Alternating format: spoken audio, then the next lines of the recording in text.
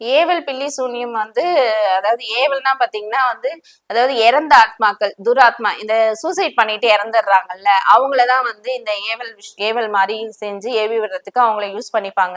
அதனாலதான் சொல்லுவாங்க நம்ம வந்து இயற்கையான மரணம் தான் நல்லது. நம்ம தேவையில்லாத ஏதாவது யோசிச்சுட்டு இந்த சூசைட் பண்ணணும்னு நினைச்சோம்னா அதாவது இயற்கைக்கு அகெயின்ஸ்டா ஒரு விஷயத்த நம்ம பண்றோம். அப்படி பண்ணும்போது அதை வந்து கெட்ட ஒரு வேலைங்களுக்கு தான் வந்து யூஸ் பண்றாங்க.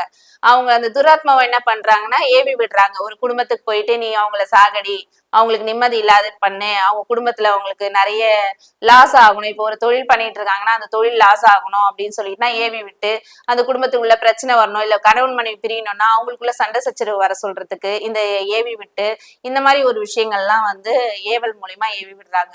செய்வினன்றது என்னன்னா ஒருத்தவங்களுடைய அந்த தலைமுடி, அந்த அவங்களுடைய ட்ரெஸ், காலடி மண்ணு இதெல்லாம் எடுத்து வச்சு இந்த செய்வினன்றதை செய்யறாங்க.